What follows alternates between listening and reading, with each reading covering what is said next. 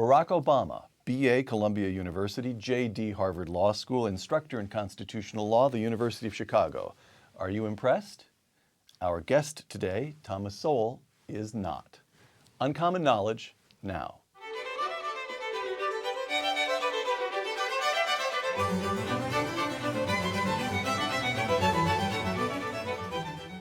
Welcome to Uncommon Knowledge. I'm Peter Robinson.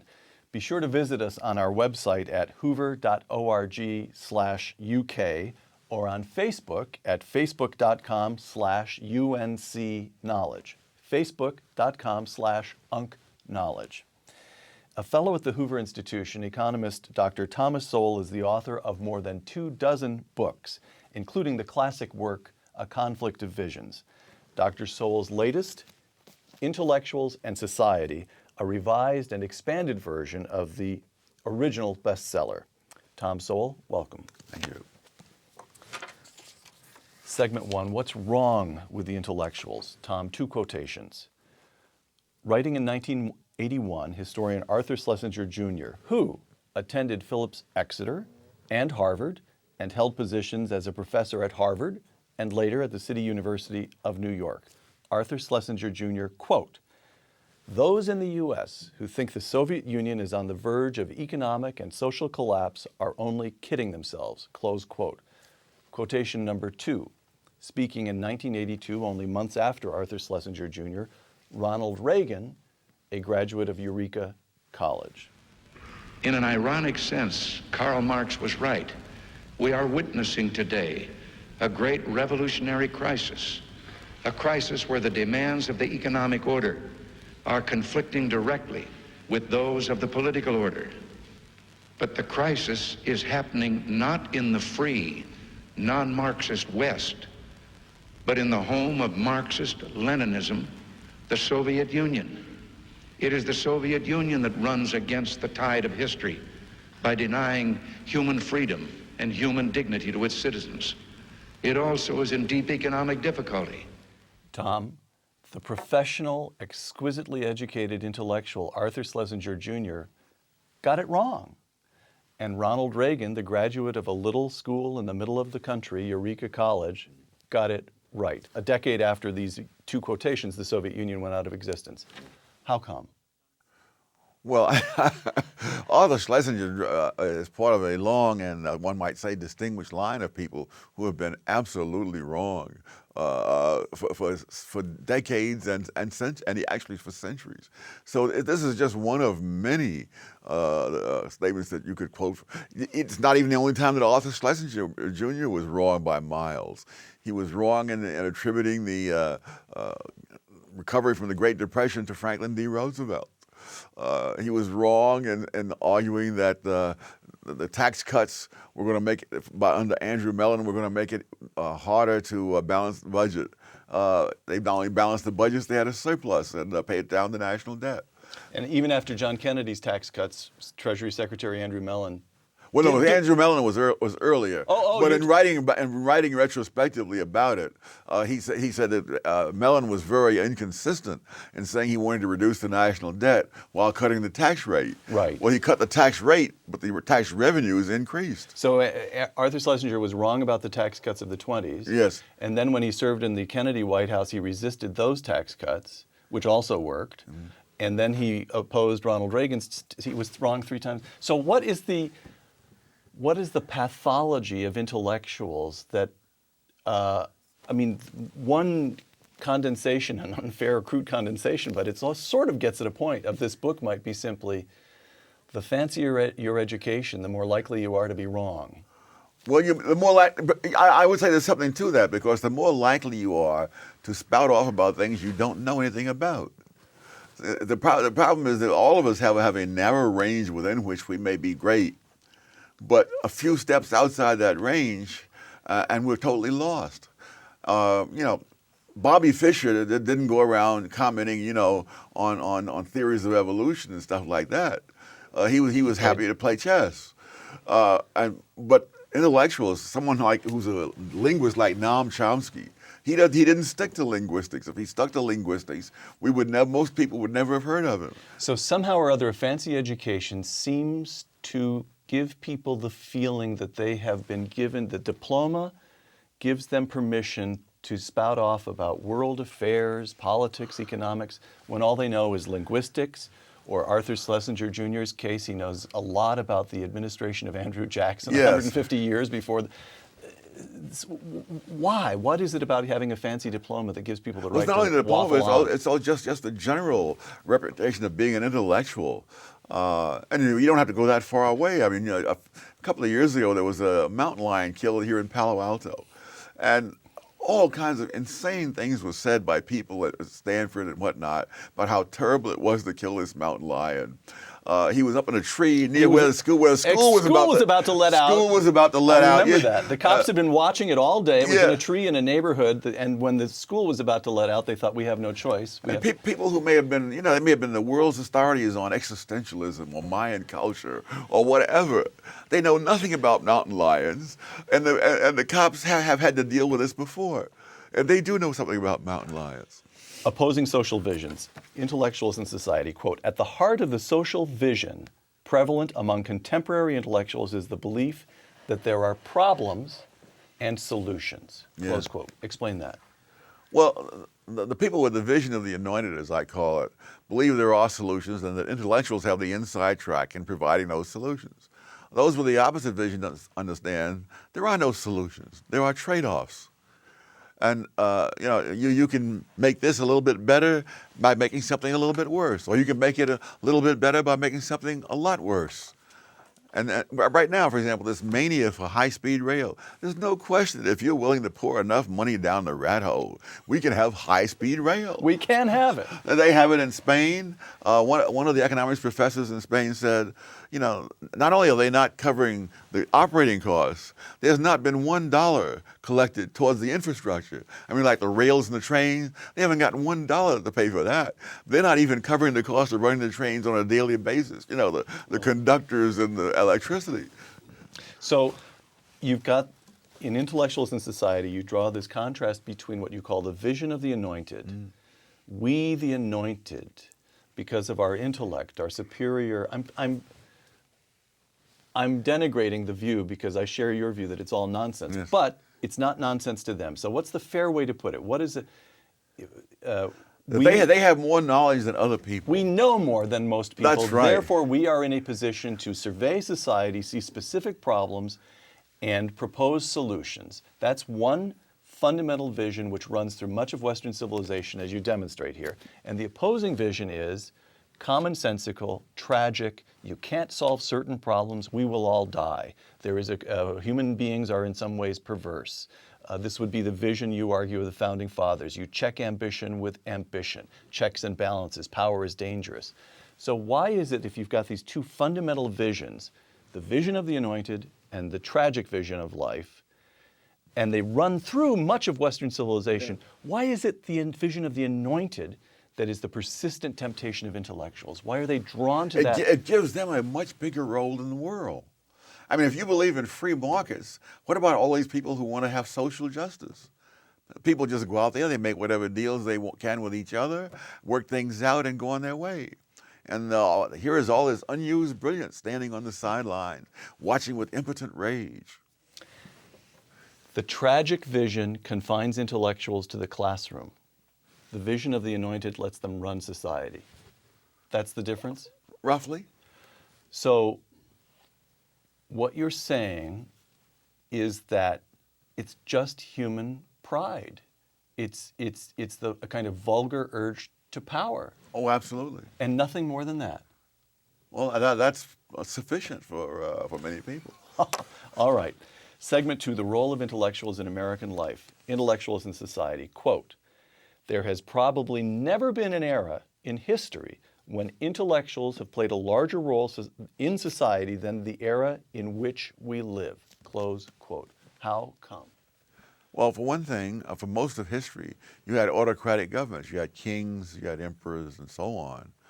And what the people thought didn't matter an awful lot. In a democracy, what the people think matters a lot. And also in later times, you have a more prosperous society where we can afford from a financial point of view, to send more and more people through colleges and universities and support books and things like that, much more so than in the past. And now you have people out there who fundamentally don't really know much beyond what their specialty might be, creating a certain vision of life in the electorate, which the people with the holders of power have to take into account. So the intellectuals are able to dominate, perhaps is the word, the climate of opinion Yes. in a republic of 300 million people. Yes, and well, a classic example was the era between the two world wars, where the intellectuals were all in favor of disarmament, even while Hitler was arming Germany and when Japan was arming and so forth. They were saying we should disband the RAF, the British intellectuals, and so on. And it was not that they convinced the holders of power. The holders of power understood that Germany was rearming secretly, even before Hitler took power. You make this point. Stanley Baldwin, then the British Prime Minister, Yes. saw what Hitler was up to. Oh, yeah, the British and French intelligence services both knew this. The public didn't know this.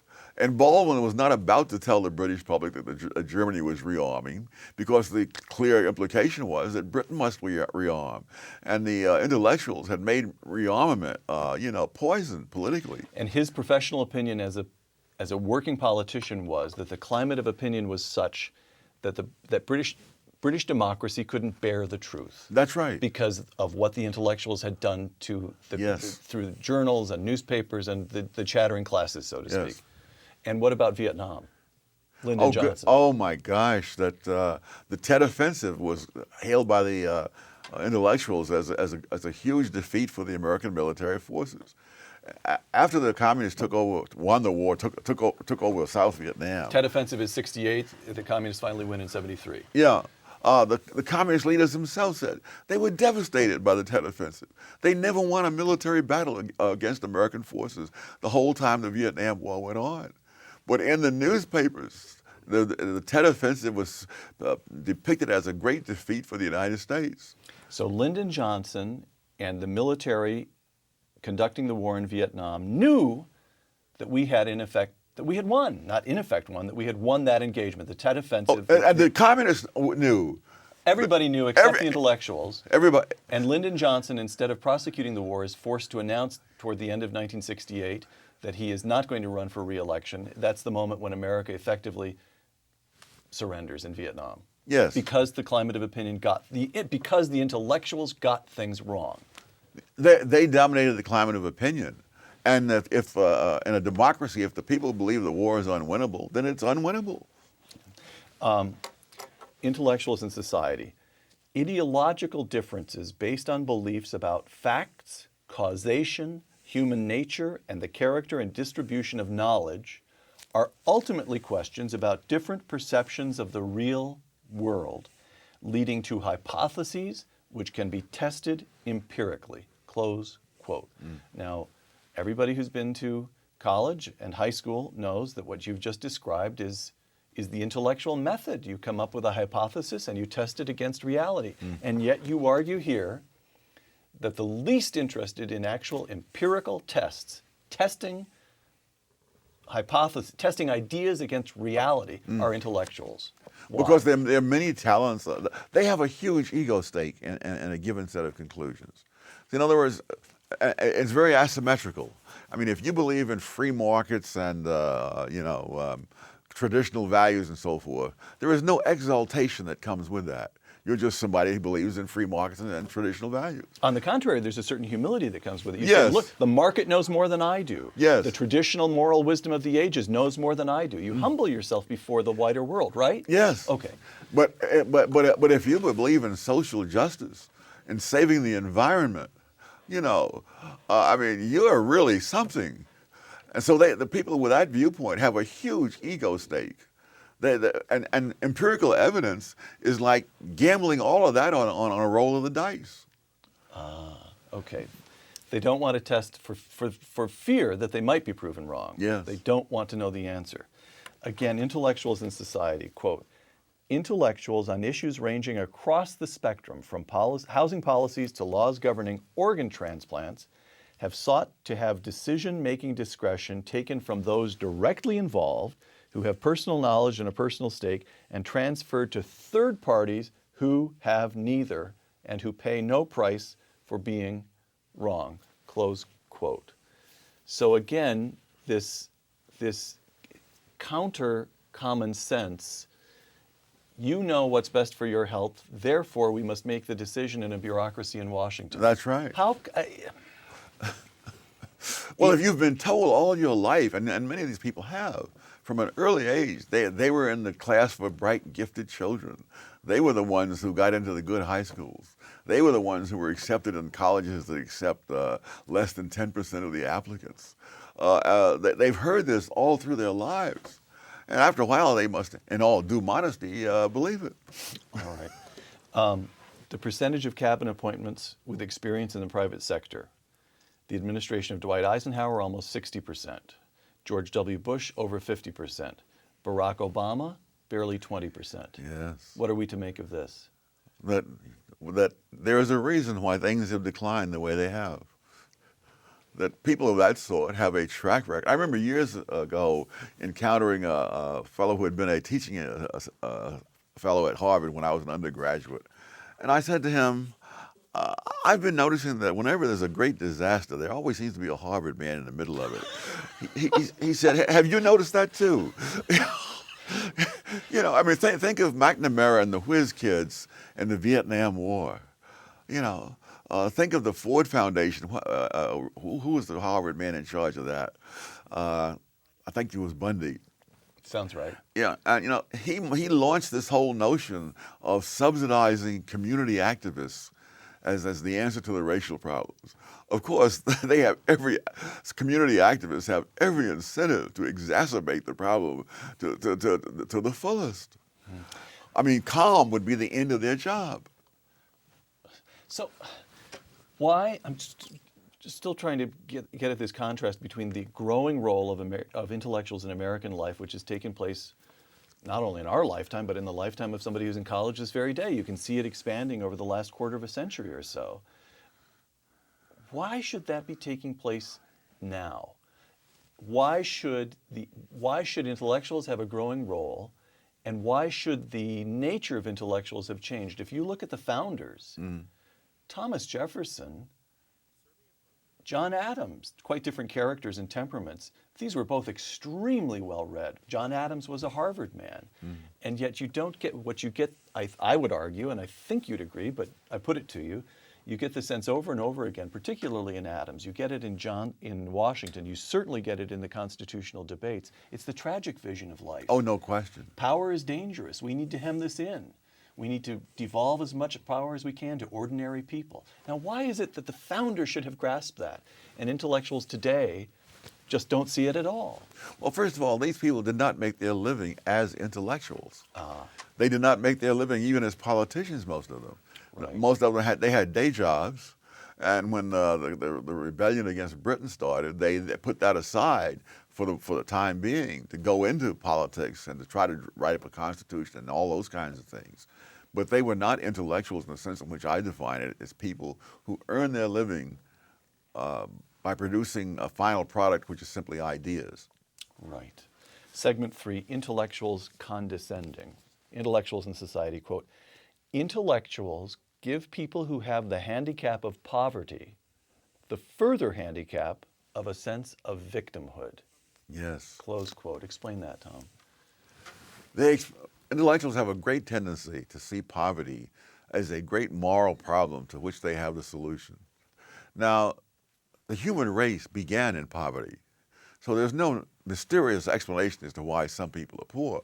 The question is, why have some people gotten prosperous? And in particular, why have some gotten prosperous to a greater degree than others? But everybody started poor, so poverty is not a mystery to be solved by intellectuals. More than that, I think one of the things I wish I'd put more emphasis on in the book is that intellectuals have no interest in what creates wealth and what inhibits the creation of wealth. They are very concerned about the distribution of it, but they act as if wealth just exists somehow. And it's only a question, it's like manna from heaven. It's only a question of how we split it up. And why should that be? Why shouldn't they find that question at least intellectually fascinating? Because it would destroy the whole vision that they have. Because it would lead to the answer of free markets. Well, it would say there are enormous numbers of reasons why people acquire the ability to create wealth, and they vary all over the world.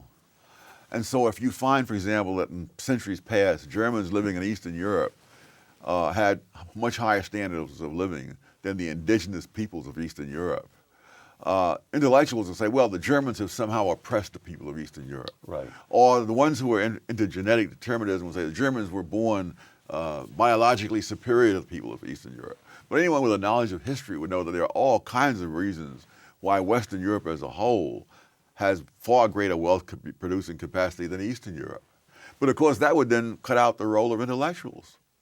They would then have to do what David Hume did, which is what he urged his fellow 18th century Scots to learn the English language, because that would open up a whole world to them that they would not have otherwise. Which leads to another quotation that I found very striking here, Tom, in Intellectuals in Society. Part of this you've touched on. You write that although intellectuals pay a lot of attention to inequalities among racial and ethnic groups, quote, seldom has this attention been directed toward how the less economically successful might improve themselves by availing themselves of the culture of others around them, close quote. Now that is a very arresting formulation.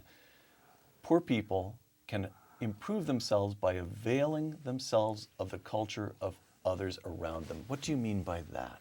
I mean that the same things which allow some other people to prosper can allow them to prosper if they take advantage of those same things. The Scots were a classic example. They were one of the poorest and most ignorant people on the fringes of European civilization in centuries past.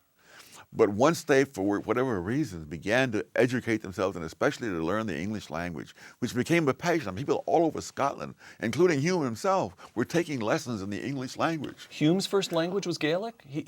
I don't know if it was Gaelic, it was whatever they spoke in those days. All right. Yeah, from about the middle of the 18th century to the middle of the 19th century, the leading intellectuals in Britain were Scots. Right. I mean, you had Adam Smith in economics, Hume's in human philosophy, Black in chemistry. You go through the whole list. And so they could do that. But that was an extremely rare thing for an intellectual to say. Most intellectuals in most countries around the world see the issue as how those who are more prosperous should be brought down, rather than how, and moreover, that people who are lagging should cling to their culture. I don't know how you're going to keep on doing what you've always done and get results that are different from what you've always gotten. Two quotations, Tom. An editorial in the New York Times, quote, racial stereotypes still wreak havoc with the job possibilities of young black men, close quote. Quotation number 2, Thomas Sowell in Intellectuals in Society, quote, black unemployment rates were lower than those of whites as long ago as 1890, close quote. And in 1930 as well. And in 1930. First of all, black unemployment was lower decades ago, before the Civil Rights Movement, before the New York Times began editorializing on on black poverty. How can that have been? It shows, among other, well, the minimum wage law is one huge factor. 1930 was also the last year when there was no federal minimum wage law. If you look at the unemployment rate of black teenagers in 1948, 1949, it is a fraction of what it has been at any recent decade. And 1949 was a recession year, so the black teenage unemployment rate in 1949 was a fraction of what it was in even the most prosperous years of the 1990s. And this is because the federal minimum wage said you must pay every worker at least this much. Yes. And when there was no minimum wage, kids, everybody, but particularly you're talking now about black teens, could get paid whatever.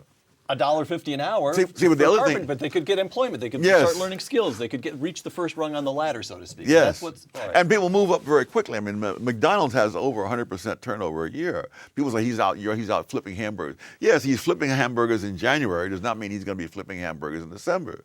He's Somewhere learning how to get to work on time, how to get a That's deal right, with and he's coworkers. not going to be. He's going to start up the ladder. Right. But what was different about the late 1940s was the Fair Labor Standards Act of 1938 specified what the minimum wage would be. The runaway inflation of the 1940s made that number meaningless. I see. So for all practical purposes, inflation had repealed the minimum wage law. I see. Thank God I was a teenager in those years. And you know, when I started out my first full-time job as a Western Union messenger, my starting pay was 50% above the federal minimum wage because inflation had made the federal minimum wage meaningless. And so under those conditions, in 1948, black 16 and 17-year-olds had an unemployment rate under 10% and slightly less than that of white teenagers the same age. Now, as you come in, and the liberals say, no, we've got to catch up with inflation. Starting in 1950, they escalated the minimum wage regularly, and then you began to see these horrendous rates of unemployment among black teenagers. Diversity. Again, I'm quoting from Intellectuals in Society. Quote, sweeping claims for the benefits of diversity in innumerable institutions have prevailed without a speck of evidence being asked for or given. Close quote. Yes. Again, how come? Intellectuals ought to be asking. So we have diversity, we have affirmative action, diversity, and of course diversity is one of the sacred words of the academy these days. And nobody's tested to see whether diversity enriches the education. No. It's just definitional. Intellectuals have many skills which will enable them to evade the testing of what they believe. And that negates the fact that they are capable of testing it doesn't mean that they're going to test it. Thomas Sowell, once again, quote, at the same time you're getting all this mouthing of diversity, this is not from Intellectuals in Society, but it's from an interview you gave elsewhere. At the same time you're getting all this mouthing of diversity, there's an extremely narrow ideological conformity that's being enforced. So we have diversity in the way people look, the ethnic groups or from which they come, the parts of the country from which they come, but once you arrive, you'd better start thinking the way we do. Yes. I still get emails from students, who say that, when they raise any issues that go against the professor's ideology, they just get ridiculed. Segment 4, Thomas Sowell, intellectual. We just learned that you started out as delivering telegrams. This was in New York. This was when you were living in Harlem. So Yes. you started out delivering. Now let's take you to age 24, when you're at Howard University. You write another book, well worth reading. They're all worth reading, but I love A Personal Odyssey. But I'm quoting from A Personal Odyssey in this case. Quote, I was a 24-year-old high school dropout with mediocre grades in a mediocre institution. Close quote. When did that change? When did your own intellect become engaged? When did the light bulb go on? Oh, before then, but of course I was working during the day and going to school at night, which is not the ideal conditions for intellectual results. So I really didn't have the results. So how did young Tom Sowell? What I can recall, you were telling me that you would wait up at night, as I believe this was when you were a teen. You'd wait up at night for the early morning edition newspapers to come out. You'd walk up the block at a little after midnight and buy the first edition newspapers at the newsstand, take them back to your bedroom and read them. Yes.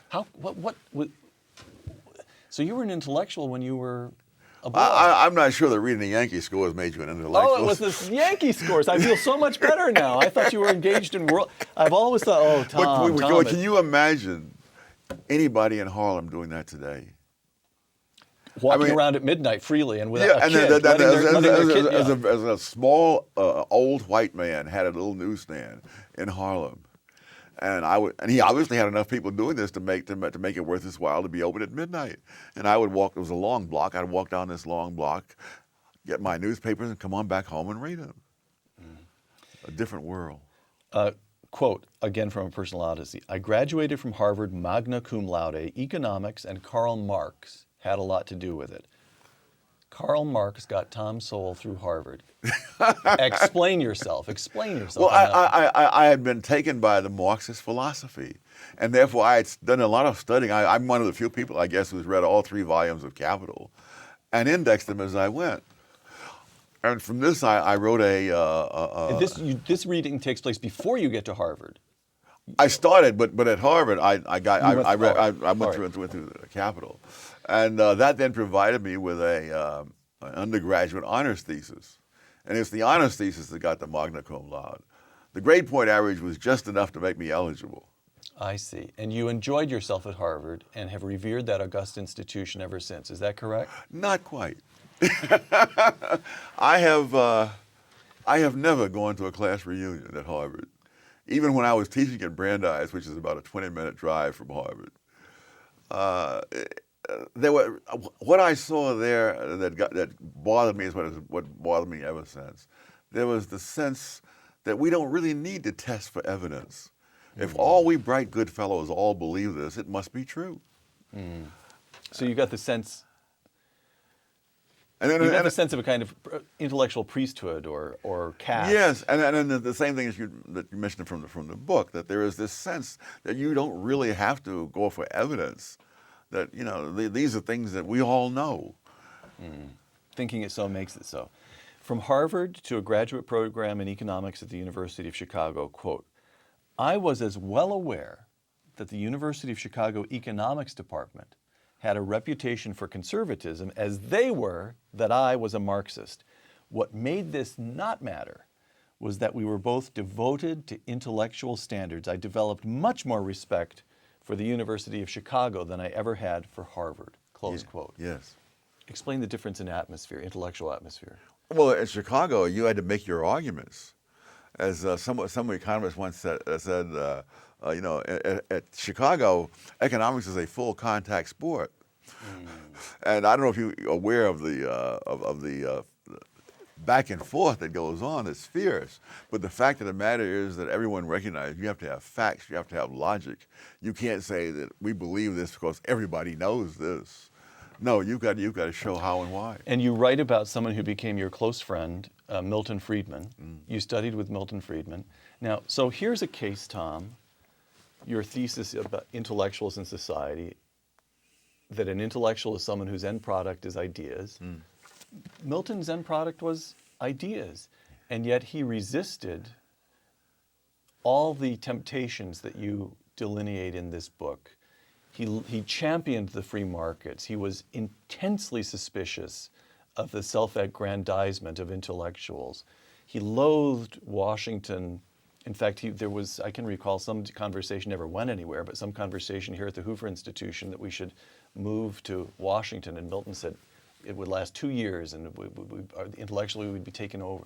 How did he, in strict terms, a man of ideas, and in that sense, an intellectual is intellectual, what set him apart? What made him different from the intellectuals in the pejorative sense? In the preface to the book, I explain that I don't go into that. I'm trying to get a little extra out of you here. I did not try to explain every sparrow's fall. I'm trying to find what are the general patterns that we can see looking at intellectuals over the past 2 centuries. And I specifically say Milton Friedman is a classic example of someone who did not do it that way. Although Milton himself somewhere pointed out that at a very early period in his life, he was a Keynesian. He was certainly a liberal. Okay, But he moved beyond that. And a lot of people do. I would say most of the conservative intellectuals were at some point in their lives on the left.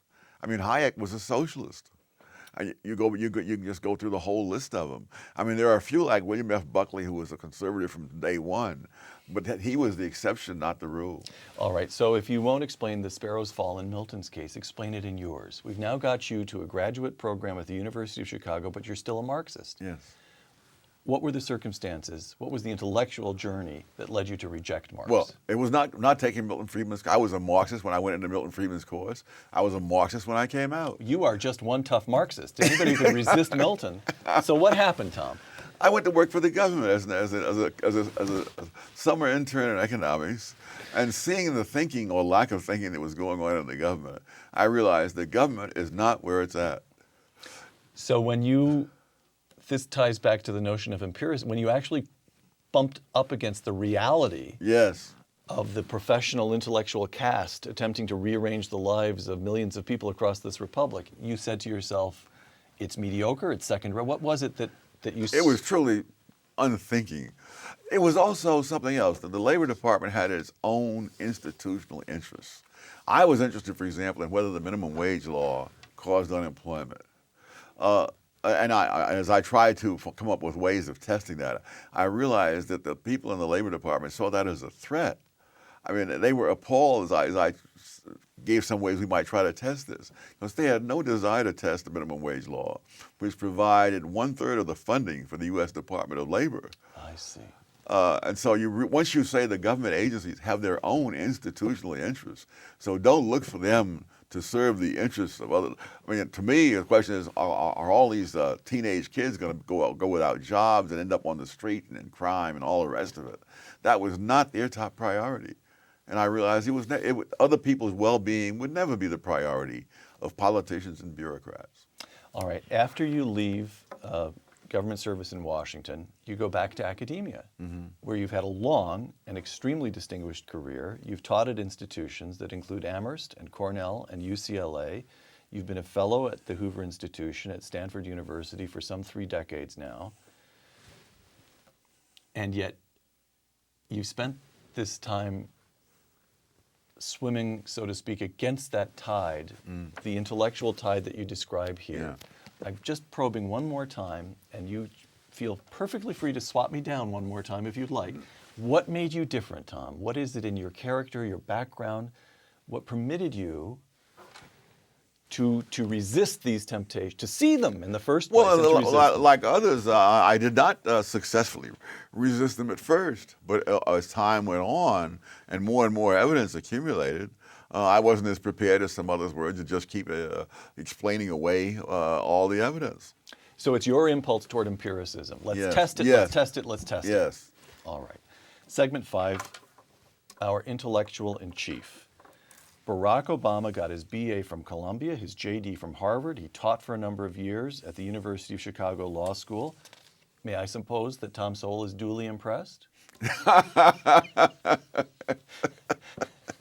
You might say the road to hell is paved with Ivy League degrees. All right. A few clips of the President of the United States delivering his State of the Union address earlier this year. Clip number 1. Higher education can't be a luxury. It is an economic imperative that every family in America should be able to afford.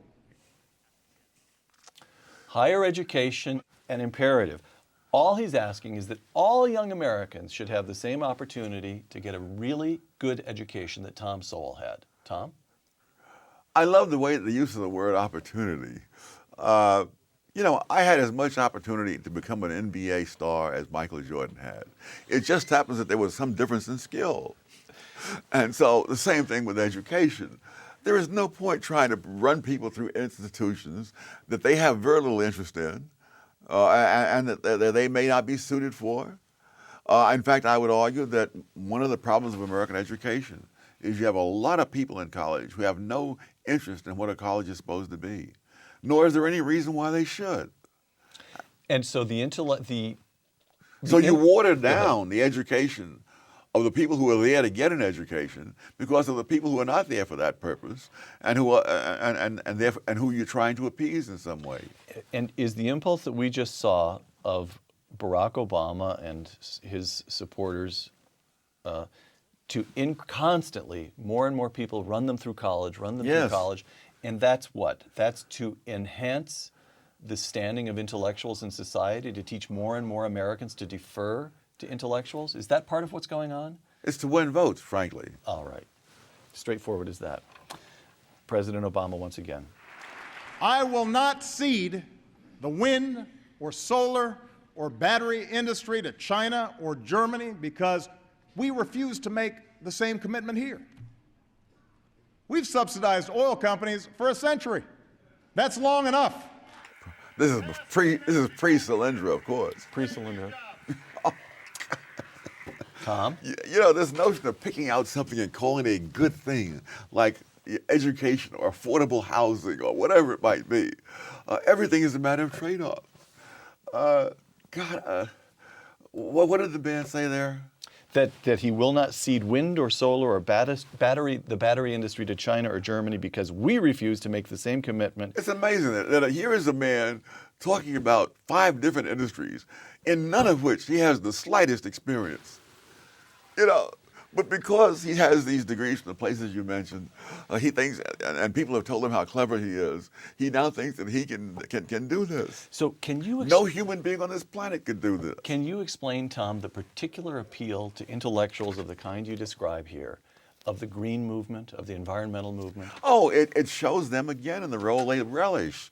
They're the wise and noble, forcing the rest of us poor dummies to do what's right, even though we don't want to. So it's what your old friend Karl Marx would have described as the will to power. Yes. All right. You don't want to cut them a little slack. You're just saying it's ego and pride and vanity. Yes. All right. Once again, the President of the United States. Tax reform should follow the Buffett rule. If you make more than $1 million a year, you should not pay less than 30% in taxes. And my Republican friend Tom Coburn is right. Washington should stop subsidizing millionaires. In fact, if you're earning $1 million a year, you shouldn't get special tax subsidies or deductions. On the other hand, if you make under $250,000 a year, like 98% of American families, your taxes shouldn't go up. I love it. You're the one struggling. Tom? When people keep their own money, that's called subsidizing them. I love it. You know, that's the brilliance of intellectuals, that they can use words in such a malleable way that they can. Obama has an absolute talent for saying things that make no sense, but not only sound plausible, but inspiring. You know, we're subsidizing the oil companies when they deduct the cost of doing business in order to arrive at the figure of how much net income they have. Everybody does that. Right. So this notion, though, that if you're rich, you ought to pay more. Straightforward enough, no? It is straightforward, but it's also straightforward nonsense. Why is that? People don't. They often speak of people who are rich as people who happen to have money. Right. Extremely few people happen to have money. There aren't that many Rockefellers. Well, but Rockefeller didn't happen to have money. But his heirs happen to have it. His heirs happen to have money. So you're drawing Rockefeller reduced the cost of oil to a fraction of what it had been before him, Right. benefiting millions of people across the country. Therefore, they bought their oil from Rockefeller rather than from people who had more expensive ways of producing oil. For example, one of them being the use of tank cars on the railroads. The progressives were livid that Rockefeller could ship his oil at a cheaper price than the other producers. It never occurred to them that Rockefeller shipped his oil in tank cars, which are a hell of a lot cheaper to transport than in barrels. Right. I mean, we still measure oil in barrels today, but we ship it in tankers. Right. And that's how he became a multi-billionaire. So we know from the study of economic history that wealthy people get wealthy by creating jobs, lowering prices of products. Rather than Bill Gates, the richest man in America, one of the richest men in the world, invented an entire industry that simply didn't. All right, we know all that, and we also know, as we mentioned earlier, that cutting taxes worked to spur economic growth in the 20s. Again, under John Kennedy in the 60s. Actually, it was Johnson who ended up.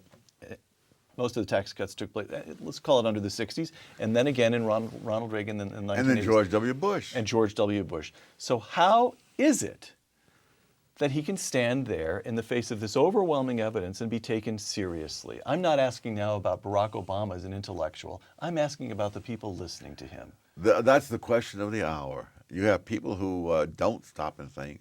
You've had dumbed-down education. You've had propagandistic education. and people, what he's saying connects with all those kinds of things. All right. In fact, it goes the other way too. I was just doing some research on Detroit and its decline, and they kept raising the city income tax, and every time they raised the tax rate, the tax revenues went down. In 2008, Charles Gibson put this to Obama when he was a candidate. He said, "Why are you for raising the tax rate on the rich? Because you often get more revenue at lower tax rates than at the higher tax rates." And he said, "Well, it's a question of social justice." In other words, he doesn't really care about whether the government raises more revenues. If he can get people mad at the rich and they vote for him, then it's a success. Just as Coleman Young's policies in Detroit were a great political success for him. It ruined Detroit, but it didn't. I just have you and I happen to be reading on a similar subject. From 1950 to the present, two things happened. One was that the population of the United States of America roughly doubled, and the other was that the population of Detroit fell by roughly half. Yes. Unbelievable. All right. You write in Intellectuals in Society about the intellectuals' view of diplomacy and military affairs. One last clip of the President of the United States. Thank heaven I'm sitting down. Look at Iran. Through the power of our diplomacy, a world that was once divided about how to deal with Iran's nuclear program now stands as one. The regime is more isolated than ever before. Its leaders are faced with crippling sanctions. And as long as they shirk their responsibilities, this pressure will not relent.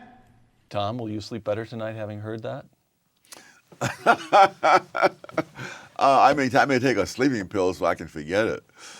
This man has diddled with Iran to the point where the military people are saying, even if we decide to go in and bomb that place, they are so dispersed, so far underground, it's by no means clear that we can do it. The time when he was going through all this wonderful diplomacy he talks about was precisely the time when those things were put underground and dispersed. It's like when Hitler was arming, that as Churchill said, at one point, a memorandum could have stopped Hitler. Because the power was so lopsidedly on the side of the Western democracies.